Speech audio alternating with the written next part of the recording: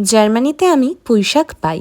এই এক আঁটি পুঁইশাকের দাম নিয়েছে 3 ইউরো, মানে ওই 300 টাকা মতো। আজ ভেবেছি চিংড়ি মাছ দিয়ে পুঁইশাকটা রান্না করব। এর জন্য ব্যবহার করছি সর্ষের তেল। প্রথমে চিংড়ি মাছগুলো ভেজে তুলে রাখবো। তারপর সেই তেলেই 5 ফোড়ন, শুকনো লঙ্কা আর তেজপাতা ফোড়ন দিয়ে নিলাম। এরপর দিয়ে দিচ্ছি কুচি করে কেটে রাখা পেঁয়াজ। চিংড়ি মাছ দিয়ে হবে বলে এতে পেঁয়াজ আর আদা রসুনের ব্যবহার করব। তারপর এতে সবজি অর্থাৎ কেটে রাখা আলু আর কুমড়োটা দিয়ে দিলাম। একটু পর কাঁচা লঙ্কা আর টমেটোটা দিয়ে প্রথমে দেব ভালো করে ধুয়ে রাখা পুঁইশাকের ডাঁটা। একটু মজে এলে তারপর দেব শাকের পাতাগুলো। হলুদ, নুন আর মিষ্টি দিয়ে বেশ কিছুক্ষণ এটা হতে দেব। ঢাকা দিয়ে দিয়ে রান্না করলে সবজিটা ঝটপট হয়ে যাবে। এরপর ঢাকনা সরিয়ে নিয়ে দিয়ে দিচ্ছি আদা রসুনের পেস্ট, জিরে, ধনিয়া আর অল্প লঙ্কার গুঁড়ো। এরপর বেশ কিছুক্ষণ হতে দেব। সবশেষে চিংড়ি মাছগুলো দিয়ে লো স্টিমে রান্না করলে পুরো সবজিটা মিশে যাবে। এইভাবে সহজ পদ্ধতিতে পুঁই চিংড়ি বানালে গরম ভাতের সাথে পরিবারের সকলে চেটে পুটে খাবে।